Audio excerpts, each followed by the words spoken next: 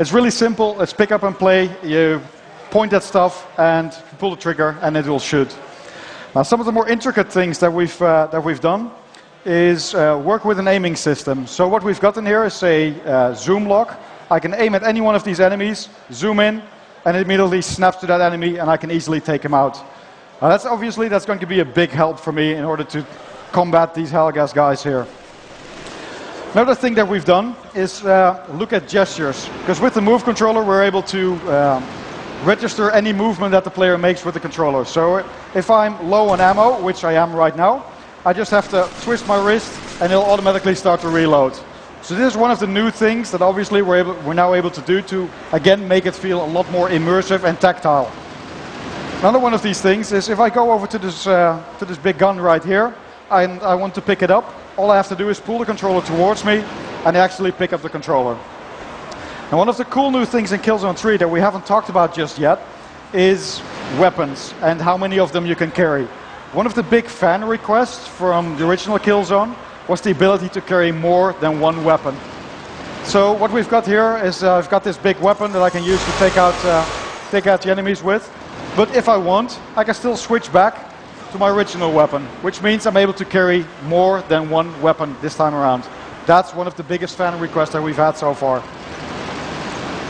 In terms of, don't fall off right there. Let me get back up. Another thing that we've looked at hard is the ability to throw grenades. Everybody would expect that grenade throwing feels very natural and you should be able to do that with a gesture like such. The problem that arises then is, as you will see on the screen, my camera starts to move all over the place and I'm no longer able to aim where my grenade is coming. So what we've done this time around is you can actually use L1 to pick up a grenade and you start cooking it and I can aim and throw the grenade exactly where I want it to throw. So again, this is very intuitive. I just hold L1 right here, aim, and throw my grenade right there. Of course, one of the other things in terms of gestures that is really cool is we've got a new system in Killzone 3 that we call the brutal melee system.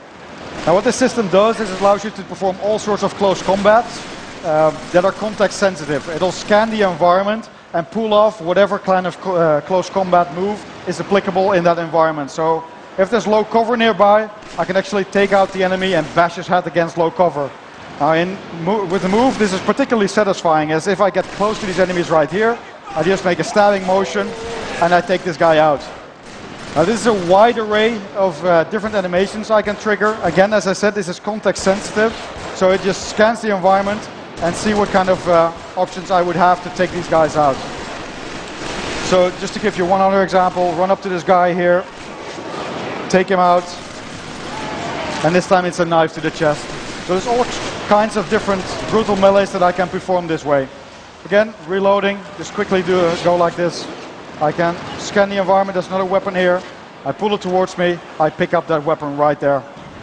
So it feels really intuitive, really simple to play with this move controller right there.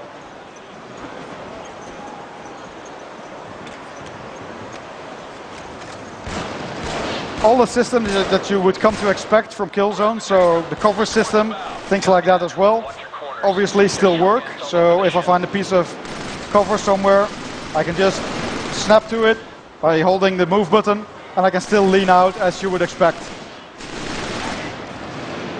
So all of the functionalities, all of the buttons work, but we also added these gestures to make sure that it feels a lot more intuitive this time around.